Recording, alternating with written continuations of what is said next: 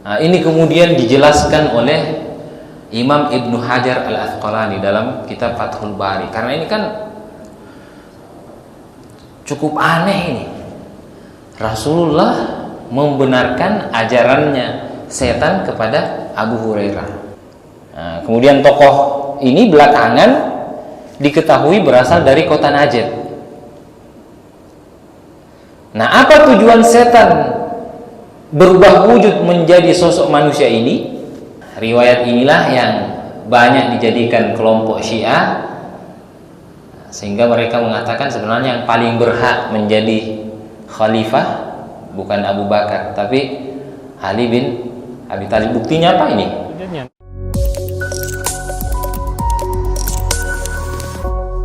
Assalamualaikum warahmatullahi wabarakatuh.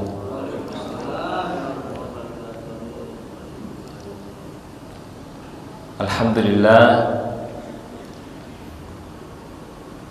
alladzi bi ni'matihi tatimmus shalihat.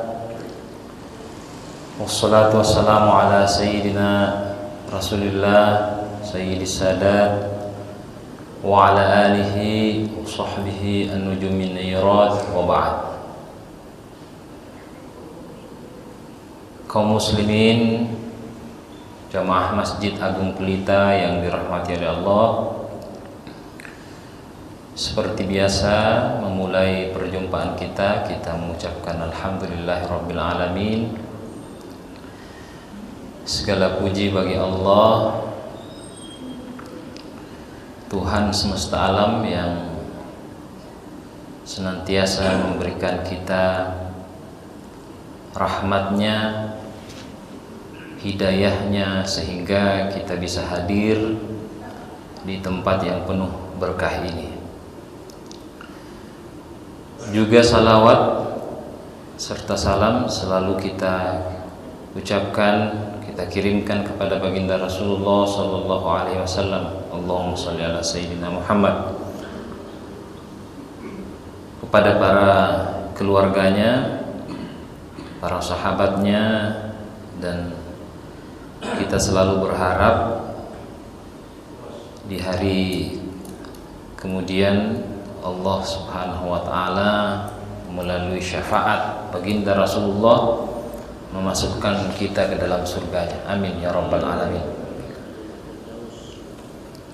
Baik, hadirin wal hadirat rahimakumullah. Malam ini kita akan membahas tafsir ayatul kursi, karena di pertemuan sebelumnya kita sudah mengakhiri tafsir surah Al-Fatihah. Nah, malam hari ini dan mulai malam hari ini kita akan berpindah membahas tafsir ayat kursi. Kenapa ayat kursi? Karena ayat ini salah satu ayat yang paling mulia, paling agung di dalam Al-Quran, dan memang sudah sangat familiar bagi kita, khususnya umat Islam di Indonesia. Sudah sangat sering kita baca, bahkan setiap sholat kita selalu membaca ayatul kursi. Tapi mungkin ada di antara kita yang tidak sadar ternyata ayat ini sangat hebat khasiatnya, yang insya Allah kalau kita amalkan dan rutinkan, manfaatnya akan sangat besar. Karena memang salah satu sifat Al-Quran adalah ma huwa syifa'un wa rahmatun lil mu'minin, bahwa ayat Al-Quran ini adalah semacam obat penawar dari segala bentuk macam penyakit. Tapi memang di dalam riwayat banyak ayat-ayat Al-Quran yang punya keutamaan yang lebih dibanding ayat-ayat yang lain. Salah satunya ayatul kursi. Dalam riwayat disebutkan ayat kursi min a'zam ayatin fil Quran, salah satu ayat yang paling agung di dalam Al-Quran. Bahkan ayat ini dalam riwayat disebutkan adalah ayat yang diajarkan oleh syaitan kepada salah seorang sahabat Nabi yang bernama Abu Hurairah. Jadi ayat ini adalah ayat yang diajarkan oleh setan kepada Abu Hurairah. Jadi setan mengajarkan Abu Hurairah bacaan ayatul kursi. Ini kalau kita yang mengajarkan biasanya para ulama, para habaib. Tapi ini Abu Hurairah, setan yang mengajarkan dia bacaan ayatul kursi. Nah, ini disebutkan dalam Sahih Bukhari dan diceritakan langsung oleh pelakunya, Abu Hurairah. Jadi kita kenal Abu Hurairah itu adalah salah satu seorang sahabat yang paling banyak meriwayatkan hadis dari Rasulullah. Makanya sering kita dengar an Abi Hurairah. Nah, di sini disebutkan an Abi Hurairah radhiyallahu anhu qala wakkalani Rasulullah sallallahu alaihi wasallam bihifzi zakati Ramadan. Jadi Abu Hurairah menceritakan bahwa Rasulullah mewakilkan kepada saya, artinya memerintahkan kepada saya untuk menjaga zakatnya umat Islam yang sudah dikumpulkan pada bulan suci Ramadan, ya zakat fitri. Fa'atani atin,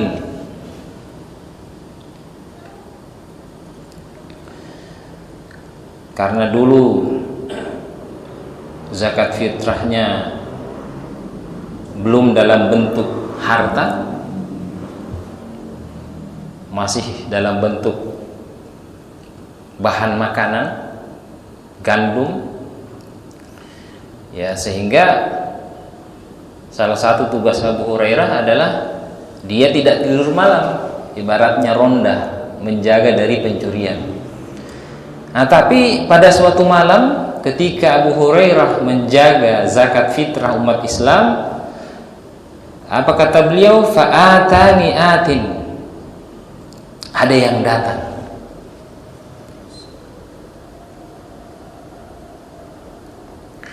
Faja'ala yahthu minat ta'ami. Nah, biasanya kalau ada yang datang, ada tikus itu mau ngambil makanan di dapur, ada tiba-tiba jatuh. Fa'atani atin yahthu minat ta'am, dia sedang cari-cari, makan bunyi-bunyi dia dengar. Fa'akhadathu, lalu Abu Hurairah dia tangkap dia. Wa qultu wallahi la arfa'annaka ila Rasulullah sallallahu alaihi wasallam.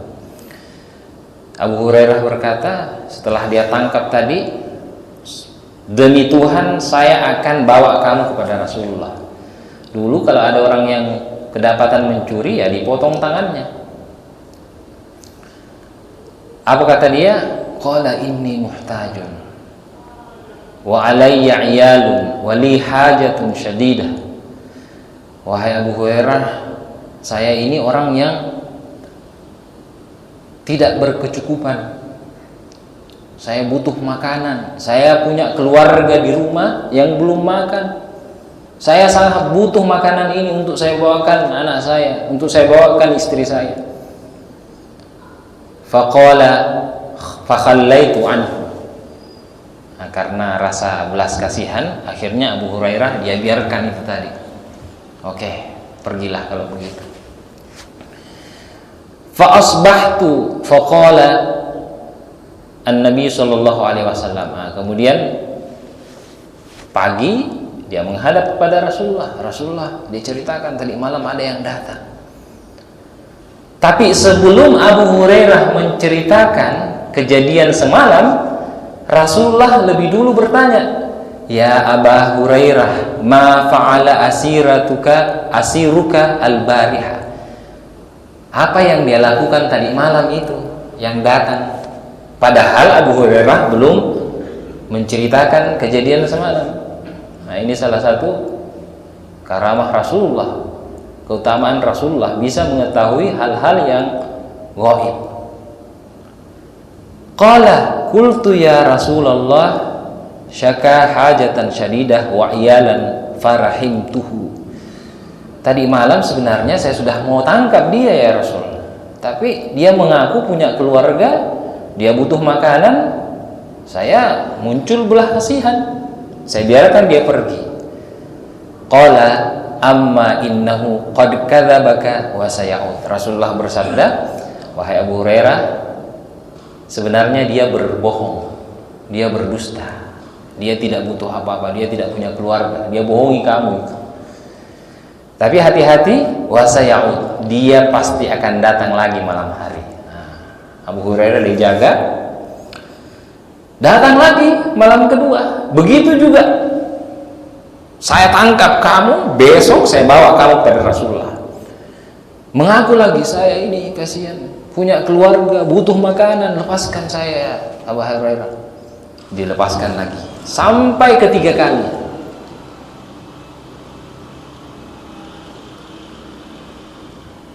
Akhirnya, ini hadisnya sangat panjang. Pada malam ketiga sudah ditangkap, mengaku lagi, tapi pencuri ini sudah tidak beralasan seperti alasan malam pertama dan malam kedua. Dia tidak lagi mengatakan saya punya keluarga, saya butuh makanan dan seterusnya. Tapi pencuri ini menjanjikan bacaan kepada Abu Hurairah, wahai Abu Hurairah, oke, silahkan kamu tangkap saya, tapi sebelum kamu bawa saya kepada Rasulullah, saya mau ajarkan kamu suatu bacaan yang akan bermanfaat untukmu. Abu Hurairah bertanya, apa itu? Dia penasaran. Nah, kata pencuri ini, kalau kamu mau tidur, bacalah ayatul kursi, karena bacaan itu akan menjagamu dan setan tidak akan mendekatimu hingga pagi hari. Akhirnya karena ibaratnya sudah diajarkan ilmu, yang merasa nggak enak, dia lepaskan lagi yang ketiga kali. Besoknya Rasulullah menanyakan pertanyaan yang sama di malam pertama dan kedua. Apa yang dia lakukan tadi malam itu orang yang datang? Dia ceritakan, saya biarkan dia Rasulullah, tapi ada yang berbeda. Dia ajarkan saya bacaan ayatul kursi sebelum tidur. Nah, apa kata Rasulullah? Ya Aba Hurairah, amma innahu qad sadaqaka wa huwa kadzub. Meskipun dia adalah pembohong, wahai Abu Hurairah, karena sudah dibohongi kamu 2 malam. Malam yang ketiga dia mengucapkan perkataan yang benar. Jadi Rasulullah membenarkan ajaran setan kepada Abu Hurairah. Tapi Abu Hurairah ini belum tahu siapa yang datang ini 3 malam berturut-turut. Ta'lamu man tukhatibu mundu salati layali ya Abu Hurairah? Tahukah kamu siapa yang datang itu 3 malam berturut-turut? Kata beliau. Abu Hurairah mengatakan, la ya Rasulullah, saya tidak tahu. Qala dzaka syaitanun. Rasulullah bersabda, yang datang itu 3 malam berturut-turut adalah syaitan. Jadi setan yang mengajarkan Abu Hurairah bacaan ayatul kursi. Nah, ini kemudian dijelaskan oleh Imam Ibnu Hajar Al-Asqalani dalam kitab Fathul Bari. Karena ini kan cukup aneh ini. Rasulullah membenarkan ajarannya setan kepada Abu Hurairah. Nah, ini dijelaskan oleh Imam Ibnu Hajar bahwa di antara hikmah-hikmah hadis tentang ajaran setan kepada Abu Hurairah bahwa boleh memberikan sesuatu yang diamanahkan orang lain selama kita yakin, selama kita tahu bahwa kalau orang yang mengamanahkan itu tidak marah kalau diambil barangnya. Misalnya kita diminta untuk menjaga pohon mangga tetangga kita, kebetulan dia mau pulang kampung ke Banjar atau ke Sulawesi, kebetulan banyak buahnya, suruh jaga. Nah, ada orang yang mau minta, mungkin istrinya lagi ngidam, padahal bukan dia yang punya, dia hanya disuruh untuk menjaga pohon mangga, tapi karena rasa kasihan dia berikan mangga itu. Nah, berdasarkan hadis ini, boleh memberikan sesuatu yang diamanahkan kepada kita selama kita yakin dan tahu bahwa kalau kita beri orang lain itu tidak marah tuh yang punya. Nah, sama seperti Rasulullah mengamanahkan zakat fitrah umat Islam, tapi 2 malam, 3 malam bahkan diberikan kepada setan yang mencuri tadi. Nah, ini kata Imam Ibnu Hajar Al-Asqalani. Tapi hati-hati, ini dipakai oleh para koruptor. Ini diamanahkan uang rakyat. Kalau saya ambil ini, saya kasih orang lain, ya rakyat pasti juga setuju. Nah, ini bahaya juga kalau didengar, apalagi masuk di Facebook ini. Nah, kemudian hikmah berikutnya kata Imam Ibnu Hajar Al-Asqalani, bahwa setan atau jin itu terkadang bisa berbentuk manusia, bahkan bisa berbentuk hewan. Nah, seperti yang saya gambarkan kemarin di proyektor. Meskipun setelah saya pikir-pikir juga, ini kan gambar anjing masuk di dalam masjid.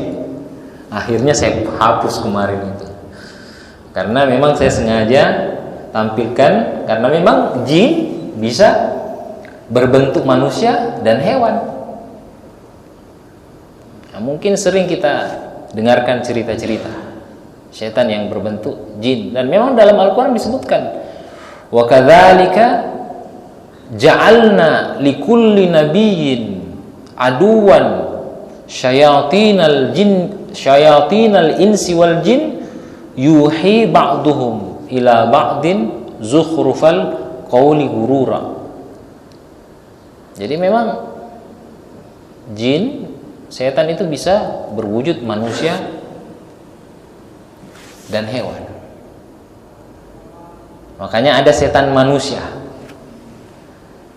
Nah, ini jadi bahasa Indonesia juga sebenarnya. Kita biasa memanggil orang yang bejat, orang yang tidak punya akhlak dengan panggilan setan, meskipun ini kata-kata yang tidak baik. Ini artinya wujudnya manusia tapi sifatnya setan. Tapi ada juga yang memang sifatnya dan wujudnya setan. Nah, ini dalam sejarah beberapa kali terjadi setan yang berwujud manusia. Nah, misalnya saat kaum kafir Quraisy bermusyawarah di Darun Nadwa. Nah, ini kisah yang sering kita dengarkan, di mana saat itu setan menjelma menjadi seorang tokoh besar lengkap dengan pakaian kebangsaan. Nah, inilah yang dikenal Suraqah bin Malik. Nah, kemudian tokoh ini belakangan diketahui berasal dari kota Najd. Nah, apa tujuan setan berubah wujud menjadi sosok manusia ini? Nah, tujuannya dia ingin menghasut Abu Jahal dan orang-orang kafir Quraisy agar mereka membunuh Rasulullah. Karena dianggap keberadaan Nabi yang mendakwahkan Islam ini bisa mengganggu kepentingan-kepentingan mereka. Karena memang orang-orang kafir Quraisy itu terkenal para saudagar-saudagar kaya. Makanya ayat-ayat pertama, khususnya ayat-ayat Makkiyah, itu ayat-ayat yang memang mencela orang-orang yang suka menyimpan-nyimpan hartanya. Ya, bahasa sekarangnya itu orang-orang kapitalis. Pokoknya harta saja yang dia kumpul-kumpulkan. Nah, misalnya surah Al-Humazah, wailul likulli humazatin lumadza alladzi jama'a malan wa addadah. Nah, ini neraka wail bagi orang humazah. Siapa itu? Alladzi jama', orang yang suka mengumpul-ngumpul hartanya, wa addadah, dan dia hitung-hitung. Nah, ini ditujukan kepada orang-orang kafir Quraisy. Jadi memang bahkan ada peneliti yang mengatakan sebenarnya ayat-ayat pertama yang turun di Mekah itu sebenarnya ayat-ayat sosialis. Jadi ajaran Islam pada periode Makkiyah itu lebih bernuansa sosialisme, lawan dari kapitalisme. Nah, jadi setan ini berwujud Suraqah bin Malik, menghasut Abu Jahal untuk membunuh Rasulullah, jangan sampai mengganggu mereka. Nah, ini diceritakan dalam Sirah Ibnu Hisham dan Tafsir Ibnu Katsir. Nah, hingga datanglah perintah untuk berhijrah. Nah, ini asal perintah wahyu turun memerintahkan Rasulullah untuk berhijrah ke Madinah bersama dengan Abu Bakar. Singkat cerita, para algojo dari kalangan kafir Quraisy berkumpul di depan rumah Rasulullah dengan satu tujuan, untuk membunuh baginda Rasul. Akhirnya mereka, para algojo ini berjejer di depan pintu. Namun karena Rasul ini kekasih Allah, senantiasa dijaga oleh Allah, ya Nabi lewat saja di hadapannya para algojo, tidak dilihat. Nah, ini ada yang mengatakan Nabi mengambil pasir, dia lemparkan kepada orang-orang yang sudah berdiri dengan pedangnya di depan rumah Rasulullah, membuat mereka tertidur. Nah, sehingga Nabi tidak terlihat. Nah, setelah Nabi pergi, para algojo ini tertidur, bangun, dia masuk ke kamarnya Rasulullah, ternyata Rasulullah sudah tidak ada, malah yang ada adalah Ali bin Abi Thalib. Nah, riwayat inilah yang banyak dijadikan kelompok Syiah, sehingga mereka mengatakan sebenarnya yang paling berhak menjadi khalifah bukan Abu Bakar, tapi Ali bin Abi Thalib. Buktinya apa ini? Ali bin Abi Thalib yang rela mati ketika peristiwa hijrah. Nah, ini salah satu di antara banyak alasan orang-orang Syiah. Tapi kalau orang-orang di kampung ini lain lagi ceritanya, Pak. Ini apalagi dari Bugis. Yang dia, orang-orang itu buat penasaran apa yang dia baca Rasulullah ketika melemparkan pasir ke wajah para algojo tadi. Nah, itu yang dia tanya orang-orang kampung, Pak. Nah, ini yang ada yang menjawab. Nah, meskipun saya tidak menemukan riwayat yang mengatakan seperti ini. Ayat yang dibaca oleh Rasulullah adalah waja'alna min baini aydihim saddan wa min khalfihim saddan fa'usyainahum fahum la yubsirun. Ada juga ustaz-ustaz yang mengajarkan seperti itu. Katanya kalau mau lewat dari sweeping polisi, pemeriksaan biasa ada di depan kantor gubernuran, baca ayat ini, insya Allah lewat. Yang penting lengkap surat-suratnya. Yasin ayat 9, Pak, ya, ayat 9. Nah, silahkan dipraktekkan. Ini ustaz mengajarkan ini tidak lengkap surat-suratnya. Nah, itu peristiwa pertama. Pada peristiwa Darun Nadwah. Peristiwa kedua pada saat perang Badar, setan juga berubah wujud menjadi manusia. Jadi orang-orang kafir sebenarnya sudah merasa down ketika mau berperang pada peristiwa Badar. Mereka sudah ragu-ragu, takutan, ini umat Islam ini jihad fi sabilillah, semata-mata karena Allah. Kalau mereka kan berperang semata-mata untuk dunia saja. Akhirnya mereka ciut semangatnya untuk berperang. Nah, kemudian datanglah Suraqah bin Malik tadi untuk memberi mereka motivasi. Jangan takut. Tidak mungkin kamu dikalahkan oleh umat Islam. Tidak ada yang mampu mengalahkan kalian, kata Suraqah bin Malik. Tapi akhirnya tiba-tiba datang malaikat Jibril. Karena ini tadi setan yang sudah berwujud Suraqah bin Malik, akhirnya dia mau lari dia. Tapi sempat dipegang sama orang musyrikin Makkah. Tadi katanya kamu berjanji mau membantu kami dalam peperangan, tidak ada yang bisa mengalahkan. Akhirnya dia mengatakan, saya takut kepada Allah. Ternyata ini setan yang berwujud manusia. Jadi begitulah jemaah sekalian, setan dan iblis ini bisa berubah menjadi manusia dan bisa juga berubah menjadi hewan. Seperti anjing hitam. Nah, ini disebutkan juga dalam riwayat Ubay bin Ka'ab. Ubay bin Ka'ab ini dalam sejarah salah satu dari 10 sahabat yang dijamin oleh Rasulullah masuk surga. Enak betul ini sahabat ini. 10 orang, salah satu diantaranya adalah Ubay bin Ka'ab. Bahkan beliau termasuk sahabat yang pertama kali masuk Islam pada Bait Aqabah yang kedua. Dan Ubay bin Ka'ab ini terkenal sahabat yang sangat fasih bacaannya. Jadi suatu malam Ubay bin Ka'ab ini, karena beliau juga terkenal orang yang kaya raya dan dermawan. Nah, ini hebatnya sahabat dulu, sudah kaya, dermawan, bagus bacaannya, luar biasa. Karena Ubay bin Ka'ab ini di rumahnya banyak kurma. Kenapa banyak kurma?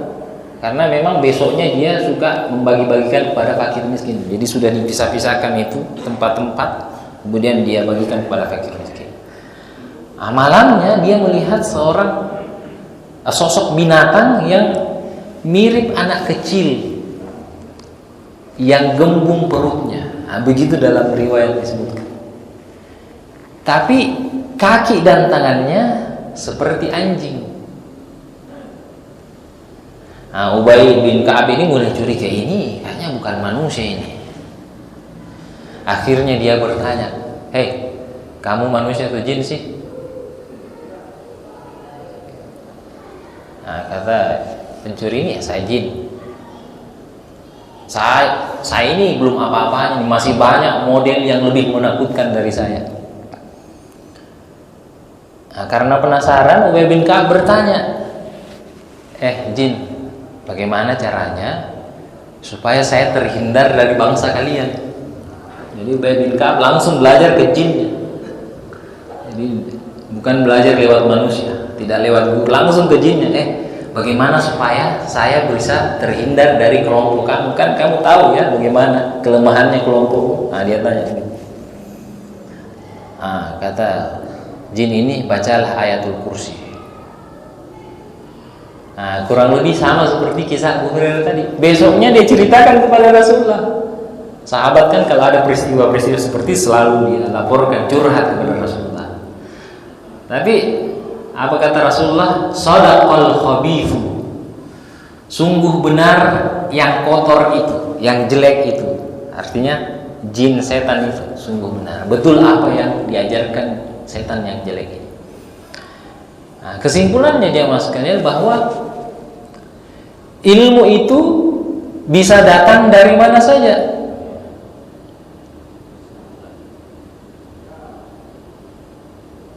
Unzur ma qala wala tanzur man qala. Ini pepatah ini mahfuzat ini di pesantren, masih saya ingat. Lihat atau dengarkan substansi ucapannya, bermanfaat atau tidak. Tapi jangan lihat siapa yang berbicara. Kadang kan kita mendengarkan orang yang kaya saja. Kalau ada orang yang kaya, baru kita tunduk-tunduk, oh iya. Tapi kalau ada orang yang berpakaian compang-camping, kamu itu siapa sih? Undur maqala wala tandur maqala. Lihat, dengarkan apa yang diucapkan, jangan lihat siapa yang mengucapkan. Nah, salah satu seperti ini, riwayat ini. Rasulullah membenarkan jin dan setan. Artinya ilmu itu bisa datang dari mana saja, bahkan dari setan sekalipun. Kasarnya seperti itu. Nah, selama itu benar-benar bisa dibuktikan kebenarannya. Nah, inilah yang biasa diistilahkan hadis takriri. Jadi bukan hanya cerita-cerita begitu saja, tidak bisa dibuktikan kebenarannya. Makanya ada istilah hadis dhaif, hadis palsu. Mungkin kita sering mendengarkan cerita-cerita menarik. Kalau baik, oke, kita terima, kita amalkan. Kalau tidak baik, tinggalkan. Undur maqala wala tandur maqala. Apalagi kalau memang yang diajarkan adalah ayat-ayat Al-Quran seperti ayatul kursi ini.